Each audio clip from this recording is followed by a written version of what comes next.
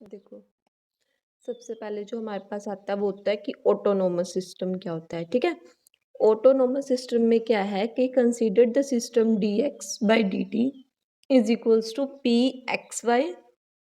अब देखो, जब हम पहले सिंपल बता देती हूँ, जैसे हम ना जर्नल लिखते हैं, तो जर्नल जो हम डिफरेंशिएट मतलब इक्वेशन को लिखते हैं वो कैसे लिखते हैं, जैसे dx बाई डी।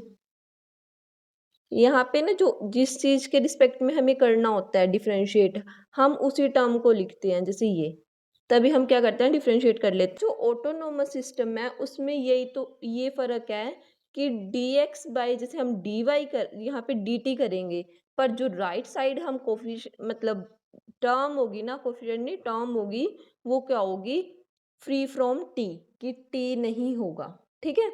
मान लो यहाँ पे भी वाई स्क्वायर माइनस टू है या 2x है, कुछ भी ले सकते हो, ठीक है? तो अगर dx बाई dt क्या है, p x y, d Y by D t को मैंने क्या मान लिया, क्यू एक्स वाई। मतलब ये जो फंक्शन होंगे इसके D x by D T के, वो किसकी फॉर्म में होंगे, एक्स और वाई के। ऐसे ही D Y by D T के जो फंक्शन है वो किसकी फॉर्म में होंगे, एक्स या वाई के। क्यू एक्स वाई लिख दिया मैंने, उसको नेम दे दिया। तो वो क्या होंगे, जो राइट साइड होंगे वो क्या, जो फंक्शन है वो क्या होंगे कि टी नहीं आएगा, जो टी वेरिएबल है वो नहीं आएगा, अपीयर नहीं होगा। तो ऐसे फंक्शन को हम क्या कहते हैं, मतलब जो सिस्टम बनता है उसको हम बोलते हैं ऑटोनोमस सिस्टम। अब देखो, इसको सिस्टम क्यों बोल रहे हैं, सिस्टम इसलिए बोल रहे हैं क्योंकि इसमें हमारे पास एक से ज्यादा इक्वेशन है। जब एक से ज्यादा इक्वेशंस की बात होती है तो हम बोलते हैं system.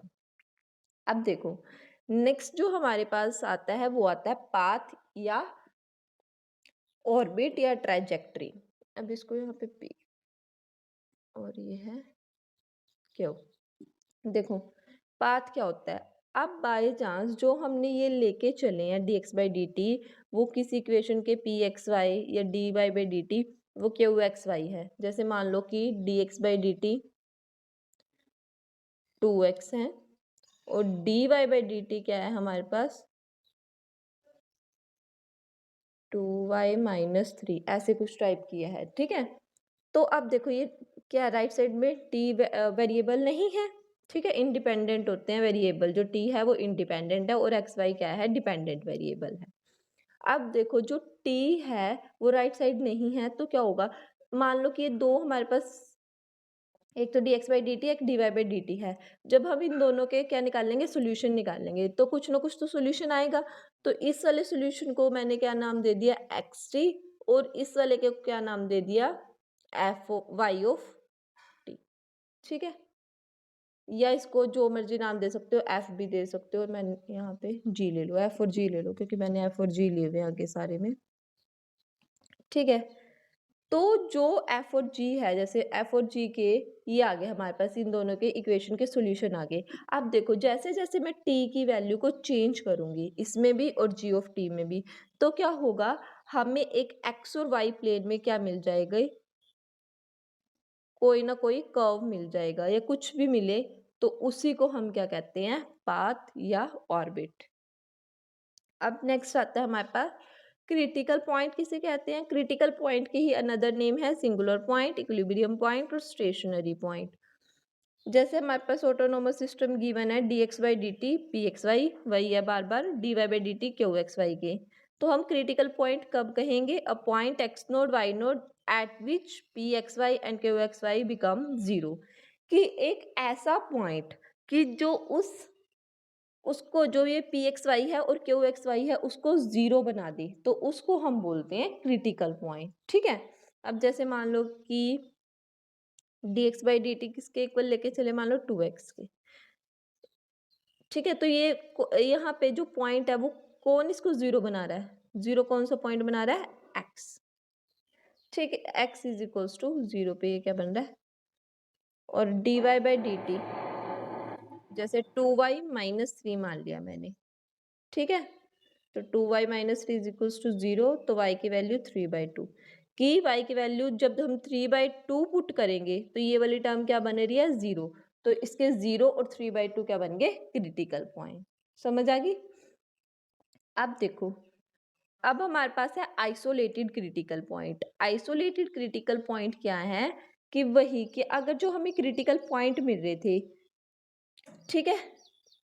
If a critical point of the system is isolated, उसी क्रिटिकल पॉइंट को आइसोलेटेड तब बोलेंगे if there exist circle x minus x naught plus y minus y naught square is equals to r square. अब मान लो कि मेरे पास जो critical point मिले हैं, ठीक है, अब ये क्या होता है, ये तो पता ही होगा, इक्वेशन ऑफ सर्कल है। तो एक्स, ये दोनों क्या होते हैं यहाँ पे, सेंटर होते हैं। एक्स नोड और वाई नोड क्या है, एक सेंटर है, और आर क्या है, रेडियस। अब देखो एक्स नोड वाई नोड को एक सेंटर मान के मैं कोई भी सर्कल किसी भी रेडियस का, यहाँ पे रेडियस जैसे 1 2 3 कुछ भी ले, तो मैं सर्कल ड्रॉ करूँ, ठीक है। अगर सर्कल ड्रॉ करूँ, उस सर्कल में सिर्फ एक ही पॉइंट मिले जिस पे जो वैल्यू है वो 0 बने, इसके अलावा कोई भी पॉइंट ना मिले, तो उसको हम बोलते हैं आइसोलेटेड क्रिटिकल पॉइंट, ठीक है। अब नेक्स्ट जो हमारे पास आता है वो है रेगुलर पॉइंट। रेगुलर पॉइंट जो क्रिटिकल पॉइंट है उससे बिल्कुल अपोजिट है। रेगुलर पॉइंट में ये है कि जैसे हम क्रिटिकल पॉइंट में बात कर रहे थे, तो जो एक्स नोड वाई नोड है, मतलब पी एक्स वाई जो हम लेके चल रहे थे, और क्यू एक्स वाई, वो क्या बन रहा था, 0, ठीक है। यहाँ पे भी 0 बनना चाहिए।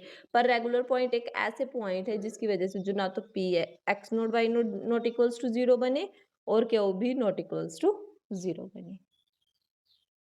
अब नेक्स्ट जो हमारे पास डेफिनेशन आती है वो आती है कि when the path approaches the critical point, कि जो पाथ है वो क्या कर रहा है, क्रिटिकल पॉइंट को अप्रोच करे तब।